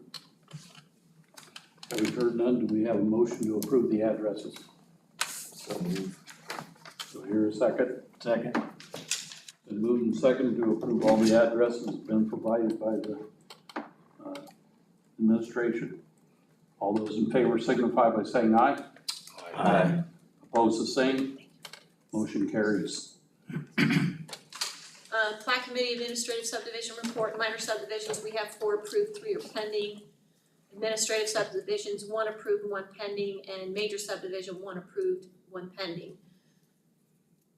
We have picked up, I will tell you, in the last week specifically, has been aggressively busy. A lot of tire kickers, but we have all been at high, let's get stuff done as best we can. Lake major subdivision went through, completely approved by Plan Commission, but we forgot a nugget there on that red. there is a remnant area that I think the surveyor may have assumed the state highway would take it over or the county would just leave it sit. We're trying to work with him on getting that figured out. Randy, are you assuming it should go to lot 1 or the state? Those are the two options. Those are the only yes? two options that are Okay. available. So I will email him in the morning and let him know that those are his two options to do. And I'm sure this property owner is ready to get this finished. How big of an area is that, Randy? It's not very big. It's like 10. It's like 0.2 of an acre, 0.6 of an acre, it's Yes. small. Zoning violation report, Everett's involved in the first one, this is Tackett and Danner. This property that you're looking at is Mr. Danner, he actually owns the ag field. Tackett lives directly west of this, which is your right picture, and he has been encroaching on this property for quite a while. Danner has filed a lawsuit or some sort of suit, Everett can explain that, against Tackett to get this stuff off of his property. It may or may not have involved some manure that came with it. And we're gonna move now to September, having a case in 30th of September, I think. Great. So he called you then? Mr. Danner has come into our office a few times. The last time he came in, he was done. And so he is now working, he went to the sheriff and they filed a, what kind of eviction notice. And Everett has represented Danner in the past. So if we file anything against Tackett, we might be okay as long as Danner's not involved. And it's gonna get complicated. That's where we're gonna have. Yeah, we have potential conflict, excuse me, the Danners for a while. Mr. Tackett. So it's possible that there might be a conflict and somebody else would have to handle any actions against Mr. Danner. If we do that, it has the ironic effect that I could likely be able to represent Mr. Danner. Because I'm not involved in the plan commission, I can't use the county's powers against somebody that I'm suing. But Danners want somebody to get him off the property. Get their stuff off the property. They've approached me regarding that. But it seemed to me it was complicated enough, I'm not gonna rely just in my opinion, whether the law is when you have a potential conflict of interest, you gotta discuss it with the people that have the potential conflict, which would be you and would be the Danners. I mean, obviously, if I represent them more aggressively, I can't turn around and sue them if they don't get it off the property, because they're still responsible for getting it off. Whether, if the Tacketts don't do it, the Danners have to. And they may have an action against Mr. Tackett for that, but it is complicated. And what my law school professors always tell me that if it seems complicated, you gotta be sure that the clients on both sides understand what you're going to do and what their respective roles are. It's possible that if the lawsuits re-envisioned regarding Tackett is successful, you won't need to enforce against Mr. Danner. But if you do have to go against Mr. Danner, I think I'm already conflicted out. Yeah. But So in we may which have to case- find someone else. yeah, in which But case. we're gonna have to get a different counsel. Cause it's on his property actually, yes. That doesn't happen very often, I think this is the first time. I can see all Gary the Davis years get that it pushed back. I've had that kind of thing come up. And we sent all the notices to Mr. Tackett, but the last I notice think that we've was been sent- sending them to both of them. Finally got Mr. Danner's attention. Yeah. So we're running out of time, but I thought I should broach that subject because because the hearing's coming up September 30th. And we've had marginal cooperation from Mr. Tackett in terms of promises, but the situation fundamentally hasn't changed. Going on to Hershey, we've had several comments back and forth. This was a single wide that needed to be removed. based on the variance that it was approved replacement. We are finally seeing deconstruction. So I think the structure is probably gonna be out of there in a fair amount of time. We gave them 30 days just because we saw what we thought was deconstruction. Chicago Trust Company, this was a BZA hearing. She had asked for a number of chickens, ducks, roosters.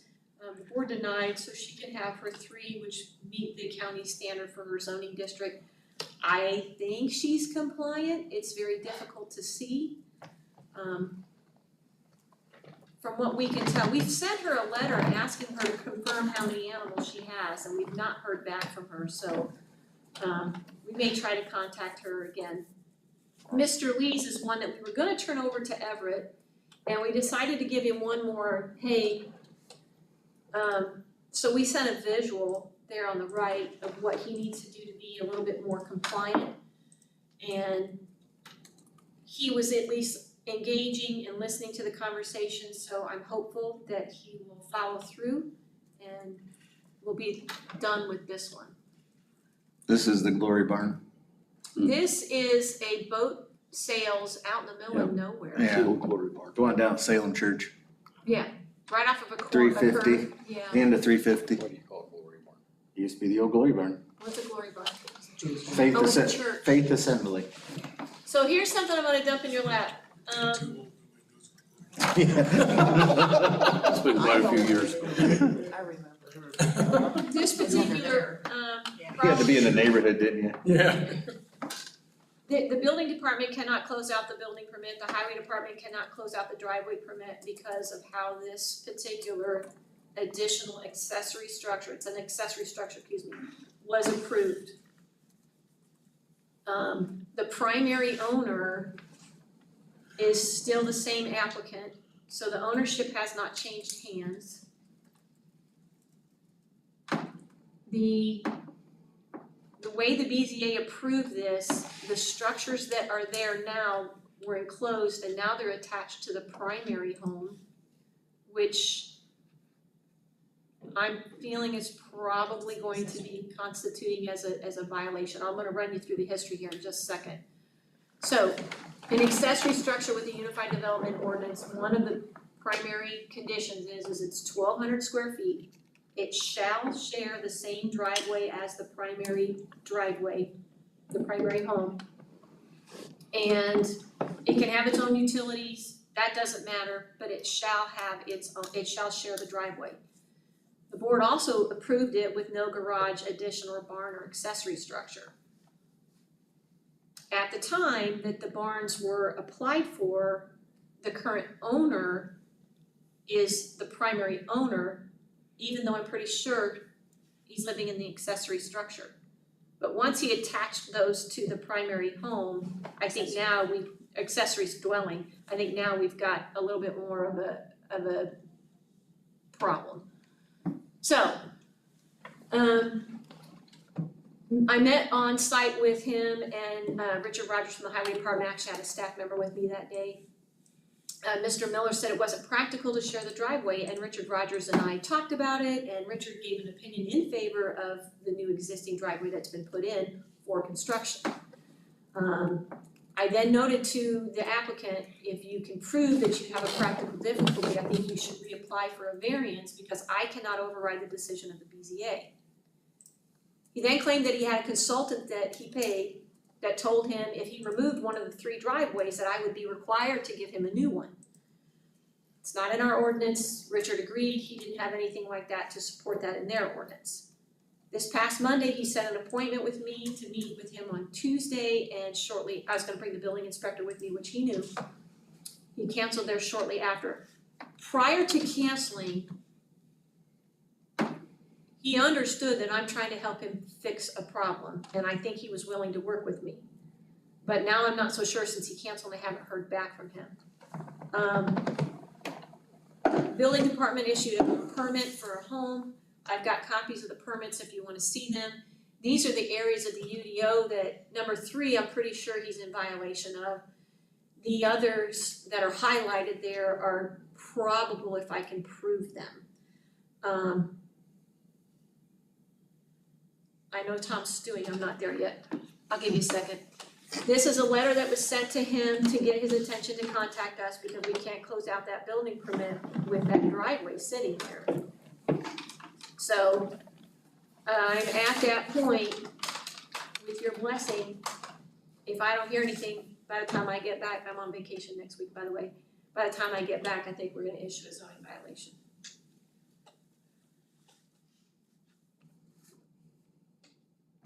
You ready? Tom's over here cooking. The only comment I'll make, guys, is sitting on the BZA is it's extremely difficult in the fact that you have to trust people when you know they're lying to you. And a lot of times when you grant variances, they have perfectly logical explanation because they've been trained on what to say. And they have no intentions of going through with what you grant them a variance for. And once their variance is granted, they do what they need to do up to a certain point, and then it's just the Wild West. I can do whatever I wanna do, and you guys basically can't stop me unless you make me tear everything down. A little deeper history on that, there was a subdivision that was presented that would have put his approved dog kennel in a zoning violation. So that ended up getting withdrawn. No, they wanted to use an easement and we couldn't prove that he was able to use the easement, so they withdrew that or it was denied. Then they came back with a special exception for 2 homes on the same tract of ground, but the second home they wanted at like 3,600 square feet, 3,200 square feet. It was denied because it didn't meet that 1,200 square foot minimum. They come back with an application for the 1,200, I can't see anymore, 1,200 square foot minimum.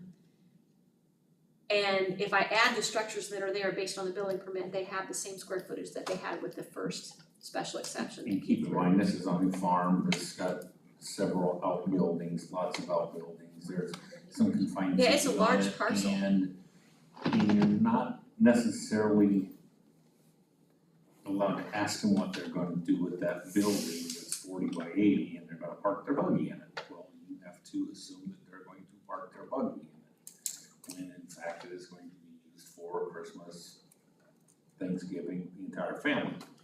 Church. If it's considered residential, it adds to the square footage, and that's part of why I wanted the building inspector there with me. Cause that's another layer of it being a zoning violation. And I think that particular accessory structure came with 2 additional outbuildings, didn't it? One for the buggy and one for their horse. So basically, they built a church house. You're trying to tell us As an accessory. that they finally. Hopefully he will call me back and There was never allowed to have a driveway. We made that perfectly clear in the commitments. well, you made it clear by not approving that side of the variance. But, and then you were very clear that also no accessory structures. But the primary owner can put accessory structures on the parcel, and technically he's still the primary owner, but I think he's living in the accessory structure, which would put him Did in you guys violation follow of all that? C. Sort of, kind of. So It he, puts him in violation of C. so in other words, he built a downy house that wasn't big enough, and then we built a church room that got thrown in under the, But as he a didn't, residential. build the As a church garage. room, the person in the primary house was still allowed to put structures on his property. But they're the primary property owner, which should be living under C in the Right, primary yes. dwelling. But the person that's living in the primary dwelling, I'm pretty sure is not. It's his daughter. I'm pretty sure it's his daughter and her new husband. This is They're right across from moving the into- shed time, right? Aren't the kids moving into the primary structure? Yes. That's what we were Mom and Dad told are in the moving over. Yes. That's what I And thought. he told me when I talked to him that his son is on the deed, and I said, well, I can't see that. You're gonna have to get me something to prove that side of it, so I don't have a problem with C. It's a mess. Welcome to this side of the table. On the other hand, your BZA did do a very good job at last month's meeting at denying a So he has 2 driveways now, he has one for the chicken He's barn, got 3. He's got 4 altogether. got 4. And you're asking him to take a couple of them out and put a new one in? He had a consultant that told him if he took some driveways out, I would be forced to give him a driveway. I can't do that. How the BZA approved that petition, they are the only body to change that, not me. You can have an accessory structure as long as you're using the same driveway. And I will And he tell had you, 3 existing the driveways. BZA has been very consistent at approving accessory structures to make them look accessory to the primary. And that's one of the ways that it looks accessory to that primary. It doesn't look like another home out there. It's supposed to look accessory. So sharing that driveway was a reason, and there are areas I think he could probably figure out how to do it. Cause he's right on top of that hill, so he is gonna have a sight distance issue Yeah. trying to come out there on top of the hill. Well, Richard said if he could have found the one nugget, he did. But I think And what was that number? to get it where it's at was probably Oh. a potential good argument that it fits there, It doesn't matter whether it was a good argument or Correct. not. correct? This is far enough away from 600, they're clipping down through there when, Well, we usually don't do this, but Yeah, although we usually just ask for fines, we can make them take it down. We need a court to do it, but. so he put a One of the driveway in lakes without around here, they permission, built a is that house what he that's did? too high and they made. I'm confused here, He put a construction driveway in, which they're allowed to do. right, and he's not removing it. which morphed into a regular He driveway wants it to be a regular after driveway, construction.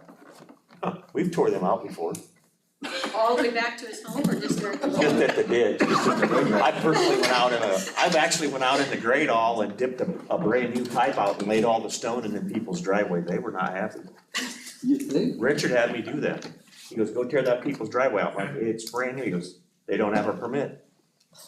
So we went out and we carefully dug all the stone out, put it in a pile and threw their pipe up in their yard and drove away. Oh, wow. And that pipe is back in. It hasn't been put back in. Oh, it hasn't been, that's unusual. Nope. Was that on 600? No, that was down, that might have been in Swan, I think. Based on your last plan commission meeting, I'm gonna give you one last nugget of information. The staff went together, I created these documents, they are based on your home-based business standards prior to, from 13 to 19. So we are now sending these out, we sent roughly 25 out, we received about 17 back. We have not dug deep into them yet, like I said, we've been a little busy to sit down and make sure everybody's compliant. We had a couple people come up to the office, ask questions, and they were really nice about it. And I said, we're just making sure everybody's good, you're gonna see these probably once a year, once every year and a half. For the most part, we haven't seen anybody that has given us a hard time. Now, the rest of them that haven't come in yet, we'll see. We will keep a file in the, in our archived area that will have accumulation of these as we continue to monitor them. And it'll help us if they start changing a little bit. We're hoping people are being honest, but I feel that people aren't honest, at some point it comes back to them, so there you go. Right on time, Anything else? I'm good. Where are we at on the guy that tried to get the storage building for his product? He has reapplied, he's gonna be in front of the BCA for a temporary 1.5-year variance. He's intending to move the driveway north. He's been in conversation with me and the Economic Development Corporation. There's a couple properties that, I got on her, I said, we wanna keep him in Noble County, but we gotta find that right spot. She's given him some options in Rome City, he's really interested in one in Wolcottville. He's brought some other potential things to my plate, I'm not 100% sure they're always in the right neighborhood, but I'm not gonna tell them yes or no, that's Where are you at? I'm sorry. By the Christmas tree farm. Oh, I got all this. yeah, there's more to that story, but go ahead. So he's coming in for a variance that will basically eliminate his home-based business if it gets approved. But it'll give him 1.5 years to stay on the property, rebuild, find a new location, or he asks the board if I can't do that within a certain period of time to be compliant with the standards. I don't know how it was advertised if he can do that, but if it's denied, he can stay with his home-based business 3, but that'll eliminate a number of jobs. Can I add a little something to that? The building in Wookville is a pretty good possibility, that's where he's going. But then, once he gets everything moved and established, he wants to start a woodworking shop in the pre-existing building he's in. You'll have to come back for a home-based business, application for that. Okay. Cause this one will go away. In the application for the variance, if they approve that, his home-based business will go Which away. I thought was gonna be basically him and some prototypes and In that building. not to morph into what's happened this time. Okay. And if it's in that existing building, he's gonna have to constitute, he's only doing 600 square feet of that building. And I don't know how we monitor that, but Somehow you can. he can't have any employees. I think he'll comply at this point. Okay. Because I think he's been through the ringer. And he's worn out. He does call me quite a bit. What Okay. about this parcel? Okay. The other thing is I don't believe that this building is compliant with building codes. This building is not compliant with building codes. Mike Hoffenstein and I came up with a nugget for the end of my report that I think will hopefully give everybody a warm fuzzy if the BZA moves towards compliance. We had another applicant that's been through here that came in the office the other day, not realizing they needed a building permit. Once they got approved from us, they didn't realize they had to still get building permits. So the building department is working with that, but I think the more we're upsetting them not understanding, communication I think is gonna start happening pretty fast. So, Lots of things happening. it's been a busy And as the evening's getting on, we'll move on to member reports. I know council's had last couple of days been pretty busy. You got another day. Is there anything you would like to share as you're moving through these times? That we're trying to do the best we can with what we know and what we have. So I guess that's right now, that's about all I can say. We'll make some decisions tomorrow as far as the final budgets and. Never an easy task, but one that has to be done every year. Right. I did shoot you an email on my budget based on our conversation. You I said shot you an email based on my Oh, conversation, and okay. then if you are approving of that email, send it off to the other council okay, about the Adobe. And okay, I'm sure that, well, I'm sure we SB one and discussed other that things are, afterwards as well, so. Well, I'll be interested after the meeting if you have a minute.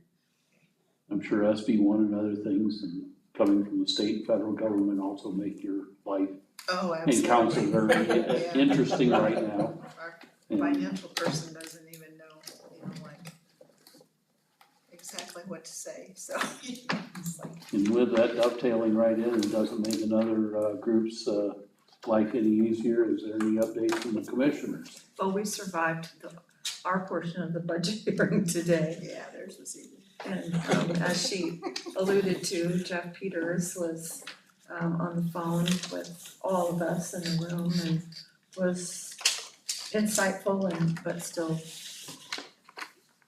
cautious with, I would say, the mud boots on, going through the mud. Is the best way to say it. So, Okay, thank you, ladies. Any comments from legal counsel? No, I already made all my comments. I have one last comment. I'm gonna beg that you really get through your packet because we won't have this kind of time next meeting. We won't. We've overstacked your agenda. There were some things that came in. I thought, oh, it's slow enough, throw those on the plan commission agenda, and then some other stuff that came in and I felt was a priority to get done and it shouldn't be that difficult. But we We're gonna can't have to stay on spend task. this kind of time on an application, cannot. Yeah, If and it I goes probably that direction, apologize, we should let it take get a little out of hand time-wise tonight because there was another. But if it goes out of hand to next meeting, maybe we table an application to the next month. Right, but I really don't wanna do that if we don't have to. Right. It's not fair to the petitioners if we don't have to. I think for the most part, everything's pretty clean. Is there anything else for business this evening? I got one comment. Has anybody drove through Kimmel at the other violation? The one that, We have a lawsuit. okay. It has actually, when you drive by the house, it is getting better. Good. But a lot of the stuff has just went around the corner and it's stacked in somebody else's driveway. I mean, I it's drove like, through Kimmel yesterday. is that the lawnmower guy? Yeah, that's the lawnmower guy, like the air conditioners and dishwasher, washer, dryer, are like three So they're deep. just on someone else's property? Yeah, they just moved it around So someone's gotta the give me a corner. violation for that one, and that will shut that down. It's to the west, so is that where the guy's mom lives? It's like, when you would drove by his front door, it would be, now it's to the west. Wow, yeah, that's. I wondered if there was gonna be some kind of aluminum or metal pickup It done or could be, something. it's That's like they're I'm sorting it in stacks, but Yeah, Well, it we looked a had little someone bit organized, In but Renfield that did that, they would just move all of this to another property and then go back and forth. And so it's actually like to the south across the road and then just the house to the west of where all the stuff was. Well, that's unfortunate, cause we're gonna have to have a violation in order to do that. road trip.